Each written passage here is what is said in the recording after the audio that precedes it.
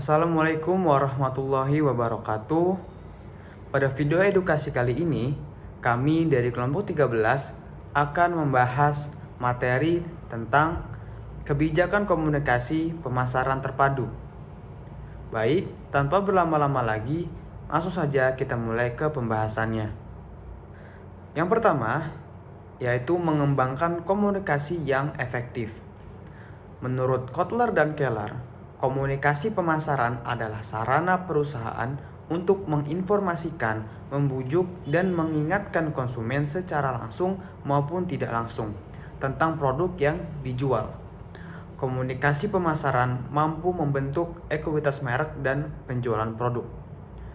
Cara agar komunikasi pemasaran menjadi lebih efektif dan efisien yaitu dengan menggunakan bauran komunikasi pemasaran.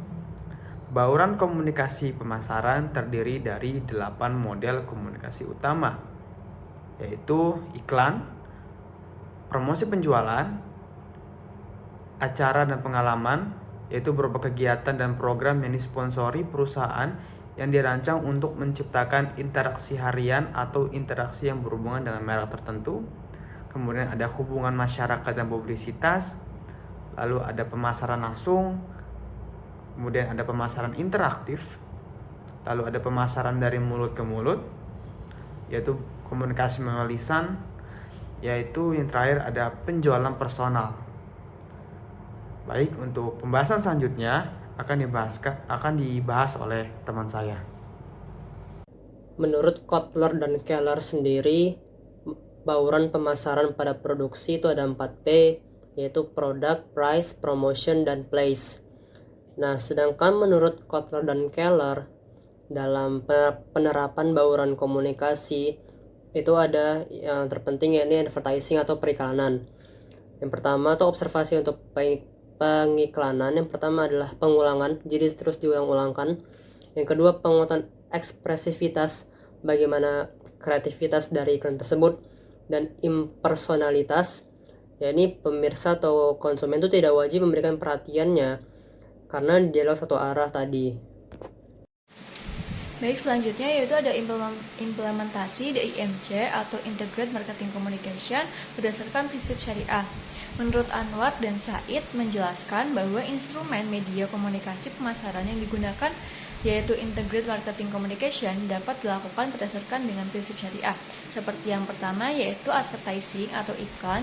Dalam Al-Quran sendiri dijelaskan tentang aturan komunikasi dalam merancang sebuah iklan, yaitu perlunya berkata jujur dan menyampaikan sebuah informasi yang apa adanya. Lalu yang kedua yaitu public relation atau hubungan masyarakat, di mana dalam hal ini harus sesuai dengan pemasaran syariah karena mereka tidak hanya fokus pada hubungan antar perusahaan dan juga finansial saja, namun juga fokus pada hubungan masyarakat. Lalu yang ketiga yaitu ada sales promotion atau promosi penjualan, di mana dalam hal ini promosi penjualan harus disusun dengan prinsip sedekah dan saling memberi.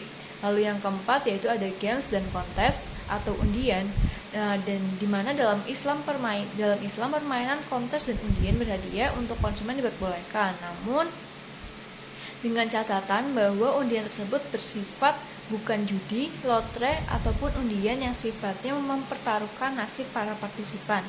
Lalu yang terakhir yaitu ada personal selling atau penjualan perseorangan, di mana harus dilakukan sesuai dengan ajaran agama Islam, yaitu para pemasar harus mampu memberikan masukan kepada pelanggan untuk melakukan hal baik dan menghindari dari hal yang buruk. Selanjutnya akan dijelaskan oleh teman saya. Selanjutnya yaitu implementasi the IMC berdasarkan prinsip syariah.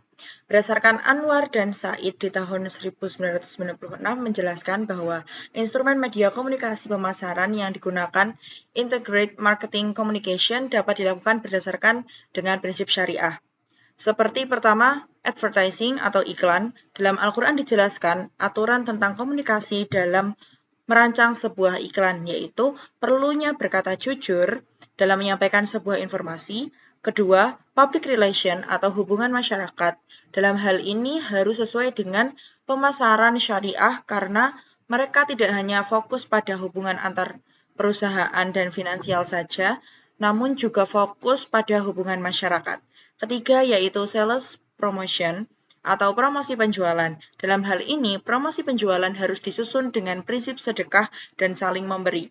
Keempat yaitu games and contents atau undian. Dalam Islam, permainan, contents, dan juga undian berhadiah untuk konsumen diperbolehkan.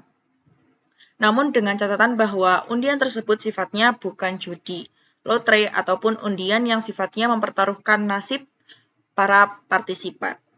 Dan terakhir, personal selling atau penjualan perseorangan harus dilakukan sesuai dengan ajaran dalam agama Islam, yaitu para pemasar harus mampu untuk memberikan masukan kepada pelanggan untuk selalu melakukan hal baik dan menghindari diri dari hal-hal yang buruk. Implementasi Integrated Marketing Communication berdasarkan prinsip syariah melibatkan penyelarasan strategi, pemasaran, dan komunikasi untuk memastikan keberlangsungan bisnis dengan mematuhi nilai-nilai dan prinsip syariah. Kebijakan KPT berdasarkan Af'al Rasul. Dalam bidang komunikasi pemasaran, Af'al Rasul dapat dijadikan sebagai dasaran dan pengembangan praktik kebijakan komunikasi pemasaran yang etika dan efektif serta tidak melanggar norma-norma agama. Di antaranya, contoh praktik kebijakan komunikasi pemasaran terpadu berdasarkan Af'al Rasul, yakni ada 4. Yang pertama, menginformasikan faktor-faktor yang mendukung dan efek sampingnya. Yang kedua, tidak melakukan eksploitasi terhadap wanita yang berhubungan dengan pornografi. Yang ketiga, kualitas produk sesuai dengan yang dipromosikan. Dan yang terakhir yaitu kebolehan memberikan sales promotion. Af'al Rasul dapat dijadikan sebagai sumber inspirasi untuk mengembangkan praktik kebijakan komunikasi pemasaran yang beretika dan efektif. Dengan menerapkan etika berpromosi dalam menerapkan konsep marketing yaitu 4P, yaitu produk, price, place, dan promotion ala Rasulullah, maka perusahaan dapat membangun hubungan yang baik dengan konsumen dan mencapai tujuan perusahaannya.